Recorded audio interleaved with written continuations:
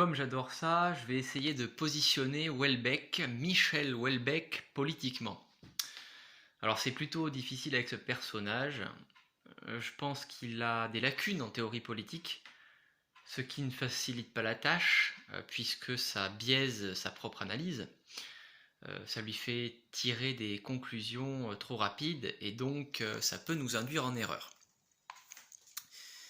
Alors, ce petit Houellebecq là, dans son dernier livre, on découvre un Michel très naïf et très honnête.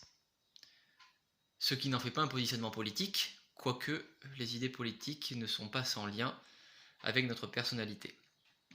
Philosophiquement, contrairement à ce qu'affirme l'idiot biqueur semi-consanguin, je blague, hein, enfin je blague à moitié, Raphaël Enthoven, voilà, Michel ne s'est jamais dit matérialiste. Il le confirme dans son dernier livre, j'ouvre les guillemets, je ne crois pas à la matière davantage qu'à l'esprit. Fermez les guillemets. Bon, là encore, ça ne nous donne pas son idéal politique. Ça nous éclaire juste sur une partie du constat qu'il fait sur le monde. Il affirme être démocrate. Il se qualifie de populiste. Pour lui, populiste est un synonyme de démocrate. D'où sa volonté de foutre les migrants dehors. On va le respecter et bien mettre son anti-immigration sur le dos de sa volonté de démocratie. En revanche, sa misogynie et sa haine des féministes, nouvelle version comme ancienne, est bien un goût personnel. Son refus de toute modernité et son dégoût du monde aussi est un goût personnel.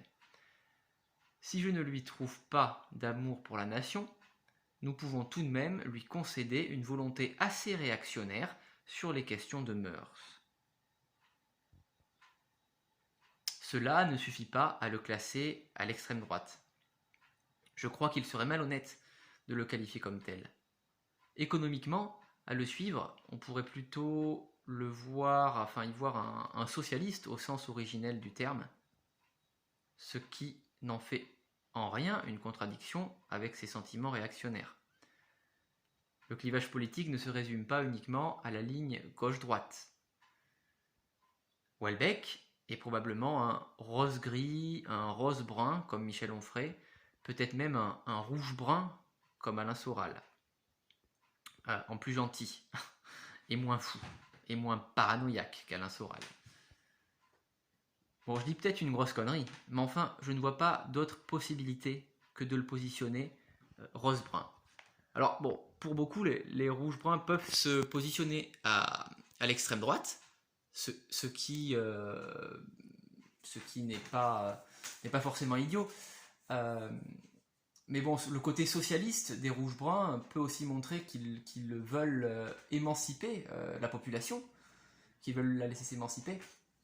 Et peut-être que pour eux, si pour eux les valeurs, des valeurs fermes, c'est aussi, c'est bête ce que je veux dire, mais un moyen de s'émanciper autrement, je ne sais pas. En tout cas, il n'y a pas cette soumission de l'individu à quelque chose de plus grand que soi. Moi, c'est ma définition de l'extrême droite. Hein. Voilà. En fait, la droite et la gauche, la grande différence, c'est que à droite, on soumet l'individu, se soumet à l'institution. Quand il se libère, donc les libéraux, c'est pour qu'il soit plus productif pour l'institution ou pour quelque chose de plus grand que lui. Et à l'inverse, la gauche, elle met l'institution au service des individus. Donc c'est là que je vois la différence. Et chez les rouges-bruns, donc peut-être qu'il y a une ambiguïté parce que leur socialisme, il est là dans quel but? Et c'est ça toute la question. Donc voilà, en conclusion, j'ai envie de dire que c'est difficile de positionner quand même Michel Houellebecq à l'extrême droite.